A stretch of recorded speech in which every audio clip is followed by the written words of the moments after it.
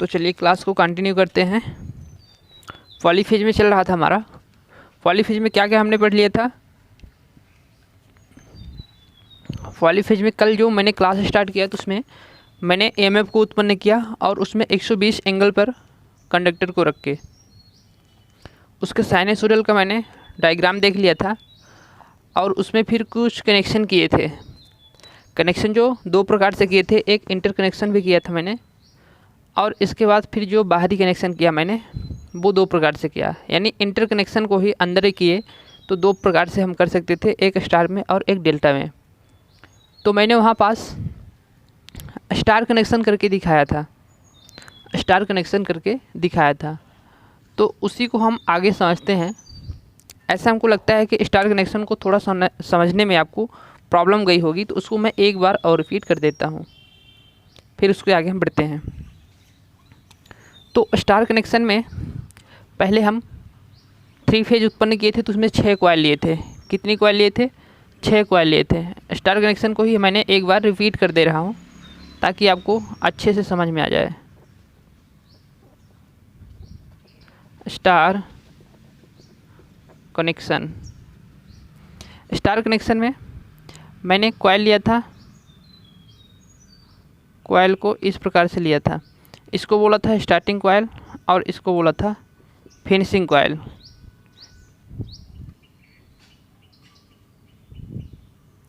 इसके बाद यहाँ पास भी कॉइल लिया था, स्टार्टिंग कॉइल और इसको स्टार्टिंग कॉइल बोला था और इसको फिनिशिंग कॉइल बोला था, F2।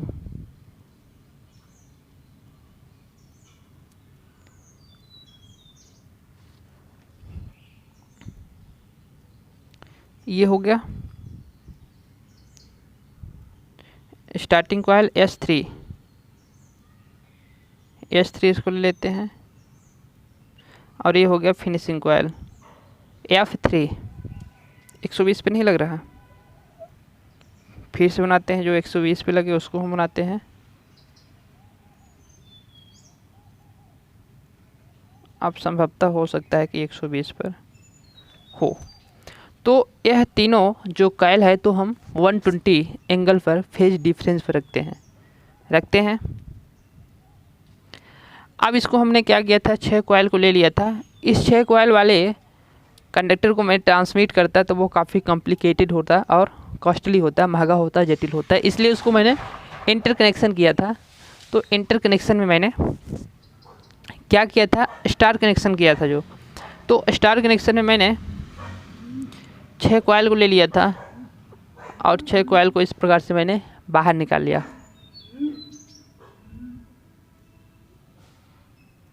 ये बाहर निकल गया। अब इस वाले F2 कॉइल, इस कॉइल में जो EMF उत्पन्न होगी वो कौन सी EMF होगी? फेज की EMF होगी। तो फेज की EMF हो गई, या फिर इसको हम बोल सकते हैं इस प्रकार से। इसको मैंने R नाम दिया था तो R नाम ले लेते हैं, इसको R, इसको Y, इसको B। बिल्कुल धीरे धीरे समझेंगे, पूरी चीज़ को समझते हुए निकलेंगे। इसको इसमें ER उत्पन्न हुआ, इसमें इस कॉइल में EY उत्पन्न हुआ, इस कॉइल में EB उत्पन्न हुआ जो EMF है। अब जो हमारी F2 कॉइल है, F2 कॉइल को मैंने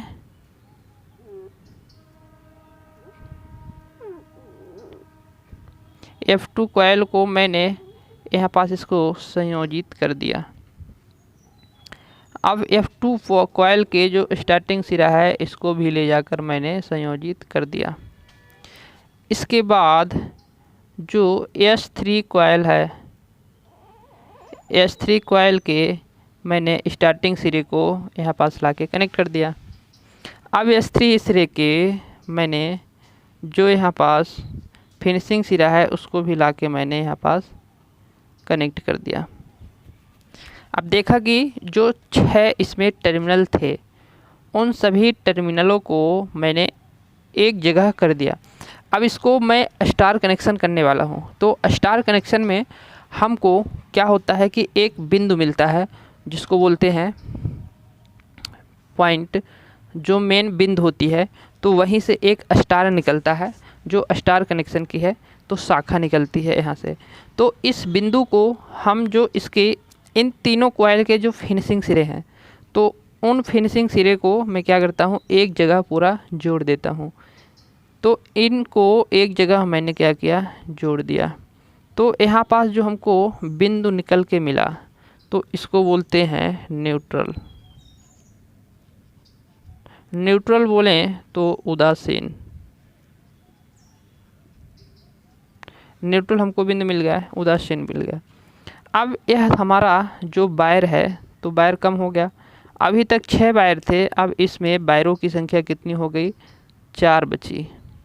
4 बची। तो इस प्रकार से हम कनेक्शन करके दूर दूर तक ट्रांसमिट कर सकते हैं और उसमें वायर की बचत कर सकते हैं। जो इंजीनियर होते हैं तो वो क्या करते हैं, कंपनी में यही तो करते हैं कि वो बोलते हैं कि मैं अपना दिमाग लगाऊंगा और आपसे पैसा लूँगा। तो वहाँ पास वायर को कम कर दिए। अब वायर को यहाँ पास कम कर दिए, लेकिन फेज वायर जो है इन वायरों की अपेक्षाकृत इसमें कैसे करंट प्रवाहित होती है उस तरीके से देखेंगे और फिर इसको ब्याज को भी घटा सकते हैं इस वायर के, ताकि वह थोड़ा कम पैसे में हमारा हो जाए। तो ब्याज को भी घटा देंगे तो कोई दिक्कत नहीं होगी। अब इसमें मैंने बताया था इस प्रकार से मैंने कनेक्शन कर दिया। अब इसके बीच के जो फेज वोल्टेज है और लाइन वोल्टेज है उनको भी मैंने देखा था। तो फेज वोल्टेज क्या होते हैं, एक लाइन और एक न्यूट्रल के मध्य का जो वोल्टेज होता है वो फेज वोल्टेज कहलाता है। तो एक लाइन यहाँ पास हो गई, एक लाइन, ए लाइन हो गई। ए लाइन कौन सी हमारी, आर है, बाई है और यहाँ पास बी है। ये बिंदु जो मिला तो न्यूट्रल है। अब इसके एक लाइन, इसको लाइन बोलेंगे और इसको न्यूट्रल बोलेंगे। तो एक लाइन और एक न्यूट्रल के बीच में जो हमको मिलता है तो वो होता है फेज वोल्टेज। क्या होता है, फेज वोल्टेज होता है। इसी प्रकार से हमारा इस न्यूट्रल और इस लाइन के बीच में जो मिला तो ये भी हो जाएगा क्या, फेज वोल्टेज। किसका फेज वोल्टेज है, बाय का है, बाय का फेज वोल्टेज है। इस सोर्स से जो इसमें वोल्टेज है एमएफ है तो इस दिशा में जा रही, इस सोर्स से जो इसमें एमएफ है इस दिशा में जा रही, इस सोर्स से जो इसमें एमएफ है इस दिशा में जा रही। अब इस वाले बिंदु से हमको जो हमारा फेज वोल्टेज मिलेगा वो कौन सा मिलेगा, बी के बीच में मिलेगा, बी के बीच में मिल गया।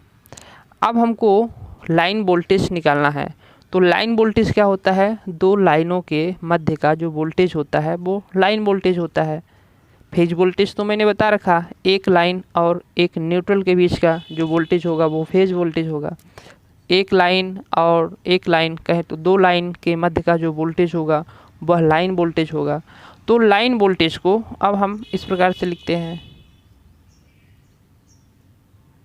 लाइन वोल्टेज, एक हमारा यहाँ पास वोल्टेज आर हो गया और दूसरा वोल्टेज वाई हो गया, ये लाइन वोल्टेज हो गया। अब इसमें हमने लेते हैं एक हम वोल्टेज किसको लेते हैं, एक वोल्टेज हम आर को लेते हैं और दूसरा वोल्टेज बी को लेते हैं। तो हाँ वोल्टेज आर और बी हो गया, आर बी हो गया। और जो हम तीसरा वोल्टेज लेते हैं तो यहाँ पास बाई ले लिए और तीसरा वोल्टेज बी ले लिए, बाई ले लिए बी ले लिए। तो इस प्रकार से हम लाइन वोल्टेज भी निकाल सकते हैं। लाइन वोल्टेज हमको मिल गया। अब इसमें जो लाइन वोल्टेज, तो लाइन वोल्टेज ये फेज वोल्टेज का कितना गुना होगा ये हमको देखना था।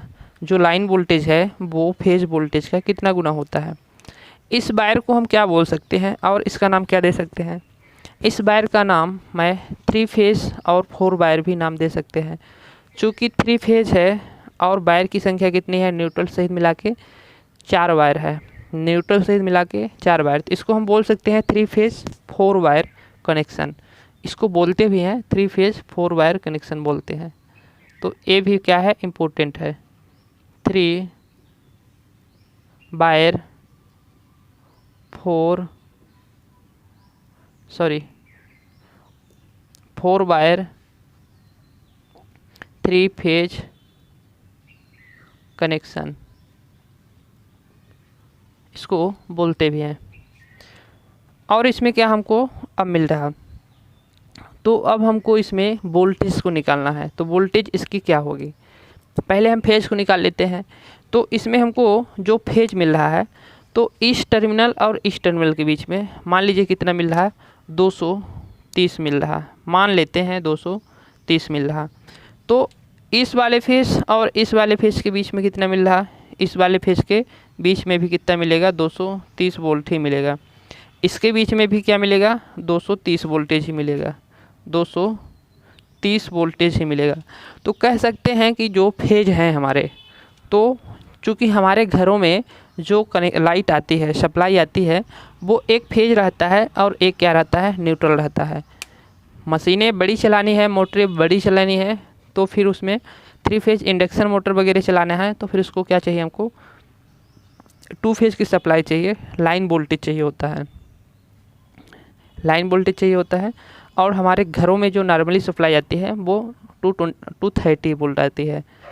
तो इसमें अब हम वोल्टेज निकालना चाहें तो लाइन वोल्टेज जो है, तो कितना वोल्टेज फेज वोल्टेज के कितना गुना होगी, या बोल सकते हैं फेज वोल्टेज लाइन वोल्टेज के कितना गुना होगी। इसको दोनों तरीके से हम बोल सकते हैं। तो हमको ये देखने को मिल रहा है कि यदि हम एक लाइन और एक न्यूट्रल के बीच में कहें, तो फेज वोल्टेज के बीच में हम मेजर करते हैं, तो हमको कितना मिला, समथिंग 230 मिला। यदि हम एक लाइन और एक लाइन कहें, तो 2 लाइन के बीच में मेजर करते हैं, तो हमको 260 मिलना चाहिए, चूँकि 2 लाइन के बीच में 2 गुना होना चाहिए। लेकिन 260 हमको क्या मिलता है, नहीं मिलता। मिलता कितना है, समथिंग 400, या तो फिर कितना मिलता है, 415 के क्रॉस मिलता है। तो हमको 260 नहीं मिलता, 460 नहीं मिलता हमको। 2 लाइनों के बीच में 460 मिलना चाहिए। जब एक लाइन के बीच में 230 है, तो 2 लाइन के बीच में 460 मिलना चाहिए। तो ऐसा हमको नहीं होता, नहीं मिलता। क्यों नहीं मिलता, क्योंकि जो इसमें कॉइल हमने रखा है एंगल में, तो वो 120 एंगल में फिक्स करके रखा है। यदि इसी कॉइल के एंगल को हमने क्या करते हैं, हम बढ़ा के रखते, 120 से 160 180 तक करते, तो वो फिर हमको मिलता। तो हमको उतना हम बढ़ा के नहीं रख सकते, वो 120 में ही रखते हैं। तो हमको थोड़ा जितना होना चाहिए उससे कम ही मिलता है। उससे कम क्यों मिलता है, क्योंकि उसमें हम देखेंगे कि जो इसका रिलेशन होता है फेज वोल्टेज और लाइन वोल्टेज के बीच का जो रिलेशन होता है, तो वो हमको बताता है कि कम क्यों मिलता है। तो पहले हम देख लेते हैं फेज वोल्टेज। जो फेज वोल्टेज होती है, यहाँ पास देखते हैं हम, फेज वोल्टेज। तो फेज वोल्टेज जो होती है, तो हमारी आर और एन के बीच में क्या है, 230 है। तो इसको हम लिखेंगे फेज वोल्टेज आर और एन के बीच में कितनी है, 230 है। अब देखते हैं कि क्या इसके बराबर है, बाई और एन के बीच में क्या बराबर है, हाँ बराबर है। तो 230 इसकी भी है, तो इसको भी लिखेंगे हम बाई के बीच में क्या है, बराबर है। अब 230 वोल्टेज, अब इसमें बी और एन के बीच में भी क्या है, बराबर है। बी और एन के बीच में भी बराबर है। मैंने यहाँ पास इसको हमको यहाँ ले जाना चाहिए, चूँकि ये फेज वोल्टेज है, तो ये न्यूट्रल से कनेक्ट होना चाहिए इस प्रकार से, सॉरी। तो ये बराबर होना चाहिए। तो इसमें जो फेज वोल्टेज होते हैं वो क्या होते हैं, आर बाई बी। तो जो फेज वोल्टेज होते हैं वो क्या होते हैं, बराबर होते हैं। फेज वोल्टेज बराबर होते हैं किसमें, स्टार कनेक्शन में। ये आपको ध्यान रखना है। अब इसमें जो लाइन वोल्टेज है वो इससे ज़्यादा होना चाहिए, 2 गुना 3 गुना, ये तो हम एक्यूरेट बता नहीं सकते। तो ज़्यादा कितना होगा, चूँकि यह इतना है इसका परिमाण और इसका परिणाम इतना है, मतलब 2 लाइनों के बीच में है, तो इससे ज़्यादा होना चाहिए। तो वो ज़्यादा होता है √3 गुना ज़्यादा होता है। वो कैलकुलेशन करके गणना के द्वारा उतना मान निकल के आता है। तो गणना उसकी काफ़ी लंबी हो जाती है, लेंथी हो जाती है। तो गणना के द्वारा जो हमको मिलता है, तो वो मिलता है √3 गुना मिलता है। किससे √3 गुना मिलता है, तो जो लाइन वोल्टेज होती है, जो लाइन वोल्टेज होती है, ये 2 लाइन है, इन 2 लाइन वोल्टेज का कितना मिलता है, जो फेज वोल्टेज होता है, जो फेज वोल्टेज होता है तो √3 गुना होता है किसका, लाइन वोल्टेज का। तो लाइन वोल्टेज हम कैसे निकालेंगे, यहाँ पास हम लिखते हैं लाइन वोल्टेज। तो लाइन वोल्टेज का कितना गुना होगा, √3 गुना होगा। कैसे, लाइन वोल्टेज को हम यहाँ पास VL लिख लेते हैं। ये हो गया हमारा, यहाँ पास ले लेते हैं VL यहाँ पास ले लेते हैं। VL का मतलब लाइन वोल्टेज। तो दो लाइन हम यहाँ पास ले लेते हैं, R को ले लेते हैं और Y को ले लेते हैं। RY मतलब यहाँ पास ले लेते हैं। तो यह दो लाइन है, तो दो लाइन को मैंने यहाँ पास लिख लिया।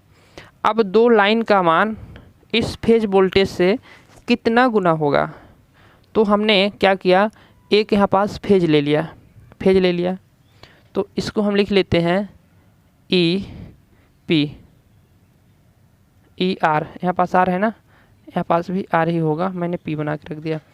तो यह क्या इसके बराबर है, अभी नहीं इसका मान ज़्यादा है, तो कितना गुना ज़्यादा है, इसमें हम कितने का गुना कर दें कि इसको बराबर हो जाए, फेज में कितने का हम गुना कर दें कि इसके बराबर हो जाए।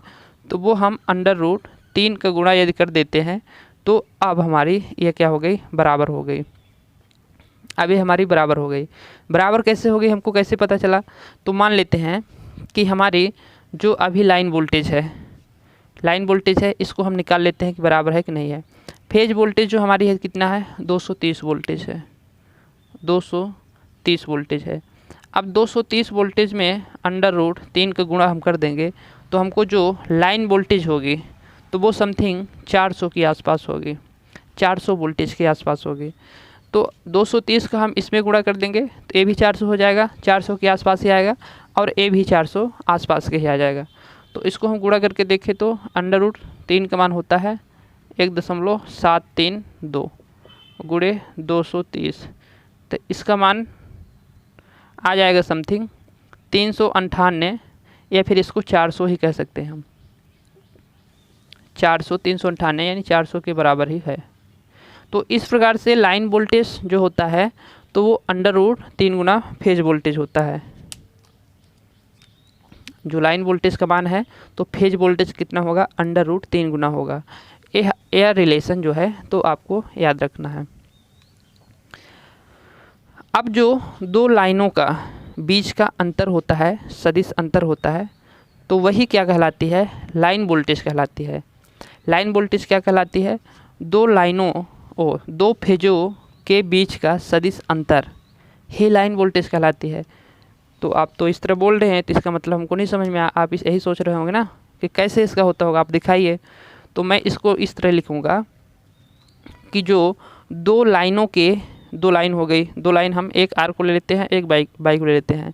तो दो लाइनों के बीच का जो सदिश अंतर होता है वही क्या कहलाता है, और दो फेजों के बीच का जो सदिश अंतर होता है वह लाइन वोल्टेज कहलाता है। तो दो फेज हम ले लेते हैं, यहाँ पास दो फेज हम ले लेते हैं, एक ER ले लेते हैं और एक EY ले लेते हैं। तो जो हमारा फेज यहाँ पास लाइन वोल्टेज हो गई, लाइन वोल्टेज किसके मध्य में लेते हैं, एक R के मध्य लेते हैं और एक यहाँ पास Y के मध्य लेते हैं। मैंने क्या बोला, दो फेजों के बीच का जो सदिश अंतर होता है, वेक्टर डिफरेंस होता है, वही क्या कहलाती है, लाइन वोल्टेज कहलाती है। तो दो हम फेजों के बीच का अंतर लेते हैं, एक ER के लेते हैं, ER और माइनस EY कहाँ है, EY। इन्हीं दोनों फेजों के बीच का जो सदिश अंतर है वही क्या है, हमारी लाइन वोल्टेज है। एक यहाँ पास हो गई, यहाँ पास देखिए एक बाई के बीच का है और एक R के बीच का है, एक बाई के बीच का है, एक R के बीच का है। इन्हीं दोनों के बीच का जो इन्हीं दो फेजों के बीच का जो अंतर है तो वही सदिश अंतर है जो, तो वही है क्या, फेज वोल्टेज। तो इसी प्रकार से चक्री क्रम में अब चले आइए। तो यहाँ बाई आया था, बाई के बाद B आएगा, तो इसमें हम लिख सकते हैं EY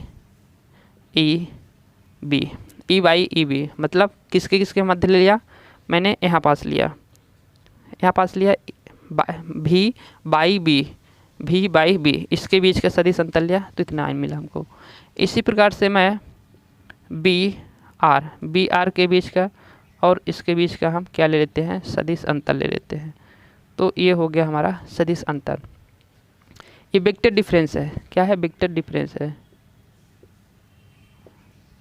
वेक्टर डिफरेंस, सदिश अंतर। इतना हुआ चीज़ें, बिल्कुल धीरे धीरे पूरा समझ आएगा, ऐसे ही चलना है। अब इसमें हम क्या निकालते हैं, करंट को हम निकाल लेते हैं। करंट को निकाल लेते हैं। हमने फेज के बीच का वोल्टेज निकाल लिया, लाइन के बीच का वोल्टेज निकाल लिया। अब हम करंट निकाल लेते हैं। तो क्या फेज में करंट और लाइन में करंट दोनों अलग अलग होगी क्या? निकाल के देख लेते हैं भाई, अलग होगी कि एक बराबर ही होगी। तो देखिए, मैंने यहाँ पास क्या किया, एक लोड को संयोजित कर दिया।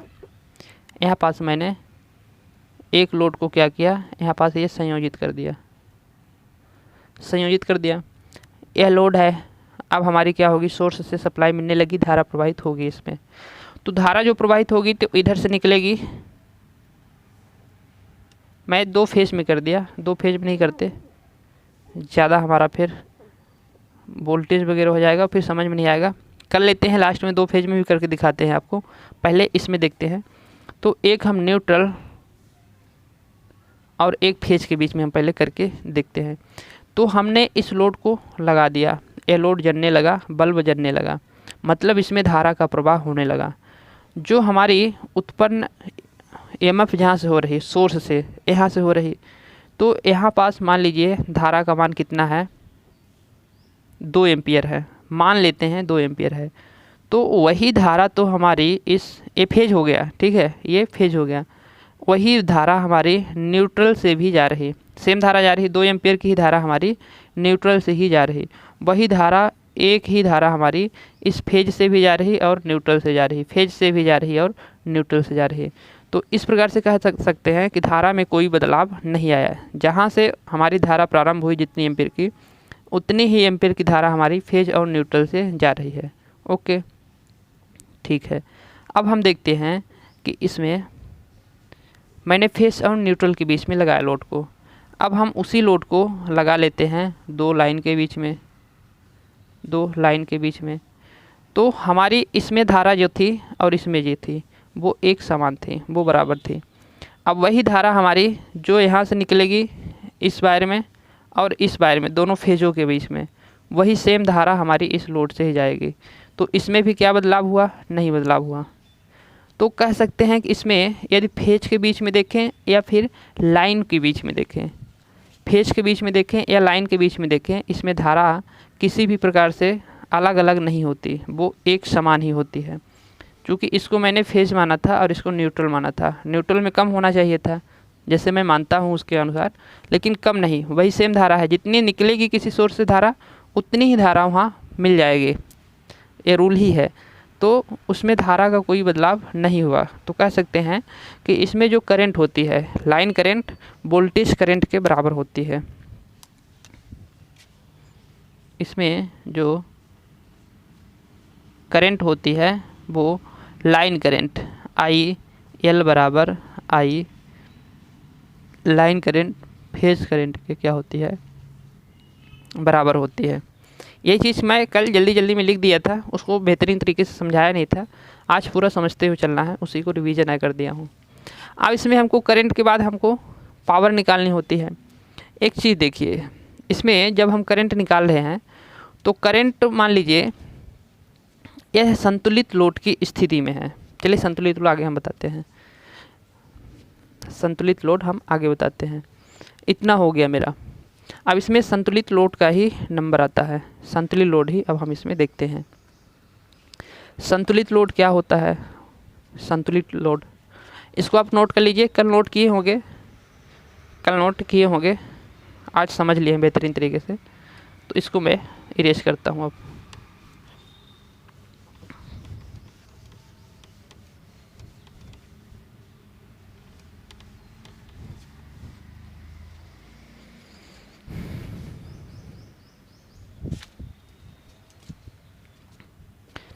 अब इसमें हम देखते हैं संतुलित load, balance load.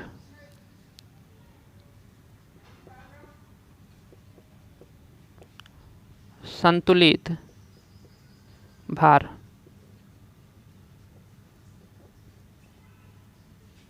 Balanced load. ये क्या होता है? संतुलित भार क्या होता है? बैलेंस लोड क्या होता है?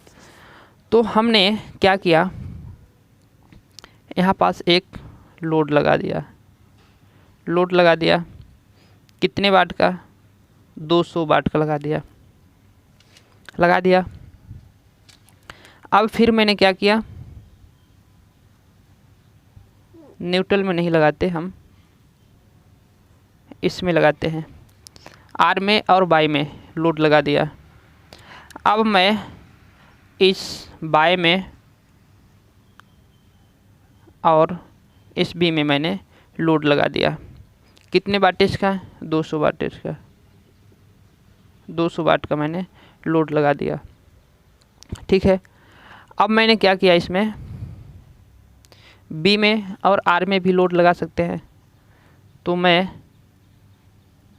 इसके इधर से लाया वायर को ऐसे, इस प्रकार से यहाँ पास आर में और बाई में भी मैंने लोड को लगा दिया। तो यह कितना लोड, इसको मैंने भी, इसको भी 200 वाट के लगा दिया। तो अब हम देखेंगे कि यह जो मेरा पूरा सर्किट दिख रहा है, ये एक बैलेंस की लोड की कंडीशन में है। कैसे है? बैलेंसिंग है, मतलब पूरा लोड इसका संतुलित है। तो इस कंडीशन में जो न्यूट्रल से धारा प्रवाहित होगी वो शून्य होगी। इसका मान क्या होगा? शून्य होगा। इसका मान शून्य होगा। तो लोड की कंडीशन में हम कह सकते हैं कि न्यूट्रल से प्रवाहित होने वाली धारा का मान क्या होगी? शून्य होगी। इसको अब हम टच करेंगे तो हमको किसी प्रकार से शॉक नहीं लगेगा। तो बैलेंस की कंडीशन में इसका मान कम होगा। तो हम क्या, जो हमारे वायर की मोटाई, जो भी मोटाई है, जो भी व्यास है, मान लीजिए इतना मोटा है, पूरा वायर इतना मोटा है, तो इस इतने मोटे को हम क्या न्यूट्रल को रखेंगे। हमको क्या ज़रूरत है, इसमें से धारा हमको एक भी प्रवाहित हो ही नहीं रही है, बिल्कुल नहीं हो रही, तो इसके व्यास को हम कम कर सकते हैं। व्यास को कम करेंगे तो हमारा हल्का होगा, हमको ट्रांसमिशन आयल में चेंज वगैरह करने के लिए और बहुत सारे काम मेंटेनेंस के लिए हमको सही रहेगा। दूसरी चीज़, हमको यह कम मटेरियल लगेगा तो सस्ता होगा, तो हमारी इन चीज़ों की बचत होगी। तो इसके हम व्यास को कम रखते हैं। कितना कम रखते हैं? आधा।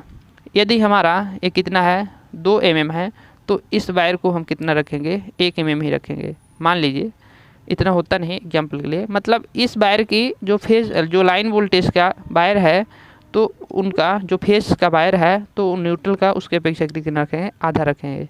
1/2 भाग रखेंगे, आधा रखेंगे। तो यह चीज़ बताने वाला था कि जो न्यूट्रल में होता है वो वायर का जो व्यास होता है, तो फेज वोल्टेज के, फेज वायर की अपेक्षा कितना होता है? आधा होता है। ये भी आपको नोट करके रखना है।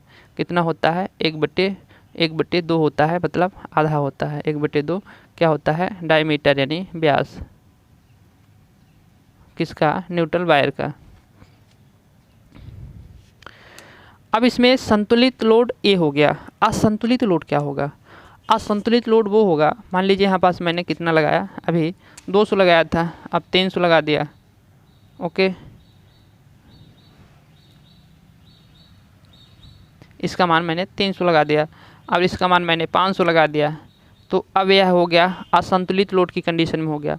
तो इसमें से अब क्या होगी? धारा प्रवाहित होगी, इसमें से धारा प्रवाहित होगी। ऐसे इसको हम निकाल सकते हैं कि इसमें धारा कितनी प्रवाहित, कितनी अनबैलेंस है। तो हमको पावर पता है, धारा निकालने के लिए क्या पावर, हमको P बराबर VI होता है। तो हमको I को निकालना है, तो V को मैंने इधर रख लिया। ओके, अब I निकालना है तो हम पावर रख देंगे, कितने पावर को वाट में, तो ये वाट को 300 रख देंगे। अब वोल्टेज मान लीजिए कितना है? 200 है, 200 है, तो कट गया, तो कितना हो गया? 2 कम 2। तो यहाँ पास I बराबर कितना हो जाएगा? 1 मतलब 1.5 के आसपास हो जाएगा। अब इसी प्रकार से हम इसको, मान लीजिए वाट को कितना वाट रख दिए? 500 वाट रख देते हैं। 500, तो ये कट जाएगा, तो 2 दूनी 4, 4.5। तो किसी में से हमारी 1.5 एम्पियर जा रही है, किसी में से 2.5 एम्पियर जा रही है, इसमें से 1.5 एम्पियर जा रही है, इसमें से 2.5 एम्पियर जा रही है। तो यह अनबैलेंस हो गया। तो अनबैलेंस जब हो जाता है तो लोड जो अनबैलेंस की स्थिति में है तो उसको हम इस प्रकार से क्या करते हैं, एक जो कनेक्शन के तौर पर समझते हैं। तो मान लीजिए बैलेंस के कंडीशन में क्या है, हमारी ये जो न्यूट्रल है हमारा तो बिल्कुल बीच में है। अब जब अनबैलेंस होगा तो वही न्यूट्रल हमारा यहाँ बीच में ना होके कहाँ हो जाएगा, उसको बैलेंस करने के लिए उसका न्यूट्रल का जो मान है वो चेंज हो जाएगा, वो सेंटर में ना होके इधर उधर हो जाएगा। तो वो अनबैलेंस हो जाता है जब, तो इसमें न्यूट्रल का मान क्या हो जाता है, न्यूट्रल का मान जो होता है वो चेंज हो जाता है। तो अनबैलेंस की कंडीशन में जो न्यूट्रल का मान है वो फेज को शिफ्ट करने के लिए वो क्या करता है, अपना स्थान चेंज कर देता है। तो अनबैलेंस की कंडीशन में ये चीज़ होती है। तो अब अनबैलेंस की कंडीशन में वो फेज को क्या किया, शिफ्ट किया। तो न्यूट्रल को, जब न्यूट्रल को शिफ्ट किया तो उसमें न्यूट्रल में भी धारा प्रवाहित होने लगती है। तो न्यूट्रल में भी धारा प्रवाहित होने लगती है। क्योंकि हमारे घरों में जो ट्रांसफार्मर वगैरह लगे होते हैं, तो मान लीजिए मैं इस वाले फेज से ले रहा हूँ अपने यहाँ सप्लाई, पड़ोसी वाला इसमें से ले रहा, पड़ोसी वाला इसमें से ले रहा, और किसी में ज़्यादा लोड है। तो इस प्रकार से जब लोड ज़्यादा हो जाता है किसी में और किसी में कम हो जाता है तो वो अनबैलेंस लोड की कंडीशन में हो जाता है, और उस कंडीशन में न्यूट्रल अपना मान शिफ्ट कर लेता है। तो शिफ्ट कर लेता है तो फिर एक बैलेंस के तौर पर अपने आप को महसूस करता है, लेकिन वो बैलेंस रहता नहीं क्योंकि न्यूट्रल का मान शिफ्ट हो चुका है। तो उस दौरान न्यूट्रल से भी कुछ धारा प्रवाहित होने लगती है। ये नहीं कि जितना फेज से हो रही है उतना नहीं, कुछ धारा प्रवाहित होने लगती है न्यूट्रल से भी। तो अनबैलेंस लोड की कंडीशन में ये चीज़ होता है। तो मैंने लोड को अनबैलेंस और बैलेंस दोनों कंडीशन में देख लिया। इसीलिए इसका मान हम क्या रखे थे, कुछ मात्रा में धारा प्रवाहित होती है, इसलिए इसका मान चलो भाई कि इसके आधा तो हम रख ही देते हैं, कुछ कभी धारा और प्रवाहित होती है तो ये मैनेज कर लेगा, पूरा रखने की क्या ज़रूरत है। तो इस प्रकार से हम रख देते हैं। जो बैलेंस कंडीशन की स्थिति होती है तो उसमें बैलेंस कंडीशन में जो पूरे लाइन वोल्टेज का होता है वो योगफल होता है जो, तो शून्य होता है। योगफल क्या होता है, R/B।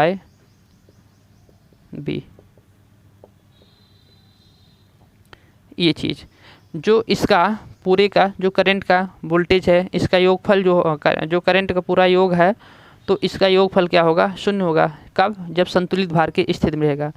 जब असंतुलित भार की स्थिति में रहेगा, अनबैलेंस में रहेगा, तो क्या होगा, तो इसमें R रहेगा, योगफल रहेगा, और इसमें बाई का योगफल रहेगा। बाई को भी हम ऐड करते हैं R/, और B को भी, लेकिन इसमें न्यूट्रल आ जाता है। इसके बराबर किसके बराबर होता है, न्यूट्रल हो जाता है यहाँ पास।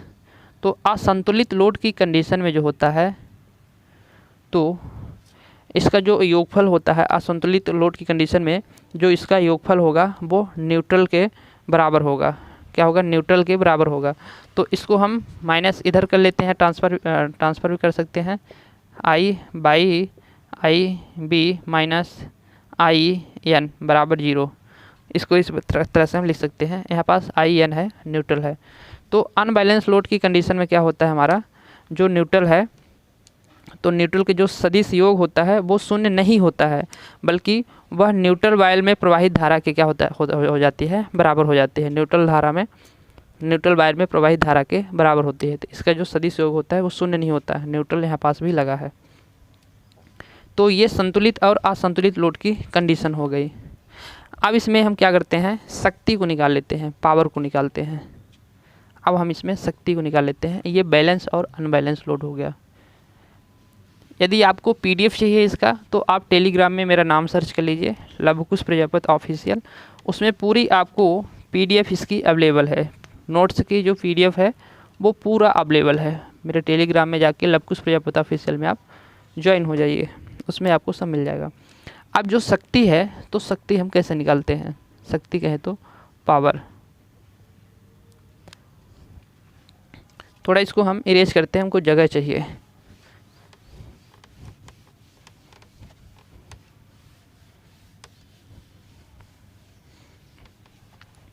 अब जो है तो हमको शक्ति निकालना है, पावर निकालना है।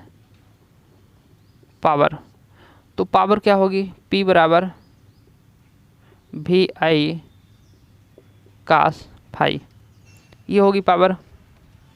अब हम देखते हैं कि फेज ये क्या है, ये वोल्टेज को जो है तो फेज के टर्म में लेते हैं और करंट को भी। अभी हम सिंगल फेज की बात कर रहे हैं, सीधा सा बात करें तो किसकी बात कर रहे हैं हम, सिंगल फेज की बात कर रहे हैं। सिंगल फेज में पावर ये होती है। तो सिंगल फेज में जो पावर होती है वो, सिंगल फेज में वोल्टेज भी क्या होता है, फेज होता है, और करंट भी क्या होती है, वो फेज की होती है। कास फाई, ये कास फाई होता है। तो इसका मतलब क्या हुआ, वोल्टेज और करंट के मध्य का जो एंगल होगा, कोण होगा, वही होगा क्या, पावर। कास फाई लगा है तो पावर फैक्टर। ये वोल्टेज हो गई किसकी, फेज की, और ये हो गई करंट किसकी, फेज की। इसके बीच का जो फाई कोण है वही क्या कहलाएगा आपका, पावर फैक्टर। तो कास फाई बराबर पावर फैक्टर क्या होगा, कास फाई। तो ये पावर फैक्टर हो गया, ये चीज़ जो मैंने लिखा था यहाँ पास डायग्राम में दिखा दिया सिंगल फेज की। अब इसमें हम क्या करेंगे, तो हम जो भी आई है, यदि हम इसको थ्री फेज की पावर हम निकालना चाहें तो थ्री फेज की पावर निकालने के लिए क्या करेंगे, तीनों फेजों का हम योग कर देंगे, तीनों फेजों का हम योग कर देंगे तो थ्री फेज का हमको पावर निकल जाएगी। तो थ्री फेज का हमको पावर निकालने के लिए हम क्या करेंगे, तीनों फेजों को जोड़ देंगे। तो तीन फेज को जोड़ेंगे तो कितना आ जाएगा हमारा, 3 VPH फेज का है, करंट भी क्या है, फेज का है, कास फाई। तीन फेज को हो गया, मैंने जोड़ दिया तो तीन फेज का। अब हमको तीन फेज की जो इक्विवेलेंट पावर है, जो तीन फेज की, यदि हमारे ये क्या है, फेज की पावर है। अब हमको तीन फेज में हमको लाइन का लेना पड़ेगा पावर, हमको लाइन का पावर लेना पड़ेगा। तो हम लाइन की पावर लेने के लिए क्या करते हैं, कैसे करते हैं इसको, तो लाइन का जो हमारा V बराबर L बराबर क्या होता है, लाइन तो अंडर रूट क्या होता है, 3 गुना होता है। जो लाइन वोल्टेज होता है वो अंडर रूट 3 गुना होता है किसका, फेज वोल्टेज का। तो यहाँ पास फेज वोल्टेज हो गया। इसको अंडर रूट को मैंने इधर ला लिया जब ट्रांसफ़र करके, तो ये अंडर रूट यहाँ से क्या हुआ, हट गया। अब इसके जगह हम क्या कर सकते हैं, इसका मान रख सकते हैं। इसका मान कितना है, ये है, तो इसके जगह हम रख सकते हैं। तो हम क्या कर रहे हैं, थ्री फेज की जो पावर है उसको निकाल रहे हैं, और उसमें भी लाइन के साथ, ये भी वोल्टेज फेज के टर्म में है, लाइन के टर्म में हमको निकालना है। तो ये 3 हो गया, और इसका मान अभी अभी मैंने निकाला VL अंडर रूट 3। अब देखते हैं कि जो स्टार कनेक्शन है इसमें लाइन वोल्टेज फेज वोल्टेज क्या होते हैं, बराबर होते हैं। कोई अंतर होता है, निकाल के दिखाया था, कोई अंतर नहीं होता। तो फेज थी अभी, अब लाइन के टर्म में मैंने रख दिया। कास फाई में कोई भी परिवर्तन नहीं किया, यही लास्ट में आपको दिखाना है कि कोई भी परिवर्तन कास फाई में नहीं किया, और इसी को सिद्ध हम कर रहे हैं, दिखाते हैं अभी आगे रिजल्ट इसका। कास फाई में कोई परिवर्तन मैंने नहीं किया। अब इसमें हम क्या कर सकते हैं, 3 को हम क्या लिख सकते हैं अंडर रूट 3 या फिर 3 का भाग दे सकते हैं। तो इसको हम 3 को कुछ इस प्रकार से लिख सकते हैं, अंडर रूट 3 इस 3 को, अब गुणे क्या है, VL है, अपान में क्या है, V3 है, कट जाएगा। या फिर भाग दे सकते थे, ठीक है, IL कास फाई, कोई परिवर्तन नहीं किया। तो इसमें हमारा ये कट गया, तो इसको हम हटा भी सकते हैं, कोई दिक्कत नहीं, कोई दिक्कत नहीं। तो हमारी क्या निकल गई फाइनली, अंडर रूट 3 निकल गया। इस अंडर रूट 3 को मैंने यहाँ पास अच्छे से लिख दिया। तो अंडर रूट 3 और यहाँ पास हो गया लाइन वोल्टेज और लाइन करेंट कास फाई हो गया, line voltage line current cos phi हो गया। तो ये हमारी 3 फेज की जो पावर होती है, तो इस प्रकार से पावर होती है 3 फेज की। ये 3 फेज की पावर हो गई, इस प्रकार से मैं निकाल लिया। तो आपको जब 3 फेज की पावर यदि लाइन के केस में पूछे तो आप इस प्रकार से बताएंगे, और 3 फेज की पावर यदि हमको फेज के केस में पूछे तो इस प्रकार से बताएंगे, ठीक है। इन दोनों में बेसिक अंतर आप देख लीजिए। अब यहाँ पास जो हम लिखते हैं, तो यहाँ पास वोल्टेज है, ये क्या है, लाइन वोल्टेज है, और ये क्या है, लाइन करंट है, इसको लिखते हैं। तो जो हमारी VL है, ये क्या है, लाइन वोल्टेज है। अब यहाँ पास जो IL है, तो IL क्या है, जो IL है तो वो क्या है, लाइन करेंट है, लाइन करंट है। अब यहाँ पास जो मेन चीज़ है तो इसको आप देखना है। तो जो यहाँ पास कास फाई है, तो कास फाई क्या है? कास फाई ये लाइन और लाइन करंट और लाइन फेज के बीच का अंतर नहीं है। कास फाई को मेन देखना है। ये लाइन करंट और लाइन वोल्टेज और लाइन करंट के बीच का अंतर नहीं है, फेज मध्य का कोण नहीं है। ये कोण किसके मध्य का है? इसको मैंने परिवर्तन नहीं किया, जहाँ से लिया था वहीं से। तो ये फेज वोल्टेज और फेज करंट के बीच का क्या है? मध्य का अंतर है। तो यही चीज़ आपको ध्यान रखना है, मेन चीज़। तो यह लाइन के नहीं है, यहाँ पास लाइन दिख रहा है तो आप सोचेंगे लाइन के बीच का, नहीं, गलत हो जाएगा। ये फेज के बीच का जो है तो कास फाई है। तो फेज वोल्टेज और फेज करंट के मध्य का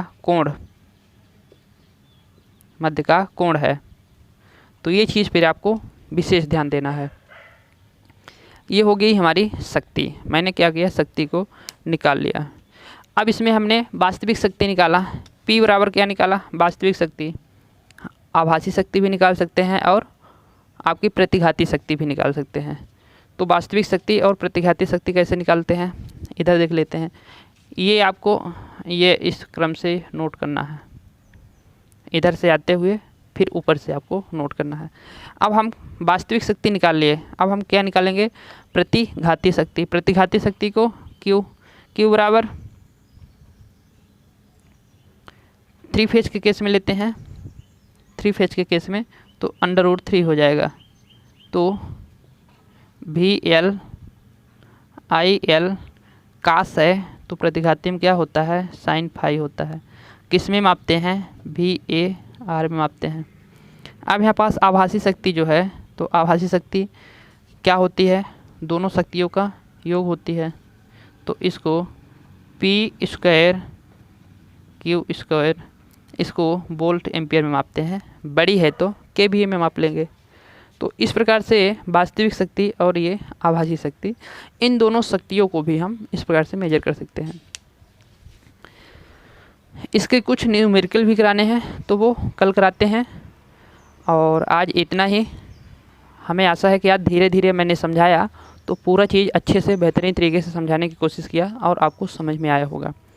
बाकी नेक्स्ट क्लास में मिलते हैं आपको कुछ नई चीज़ें लेके, जो आपको नई बहुत सारी चीज़ें सीखने को मिलेगी। ओके।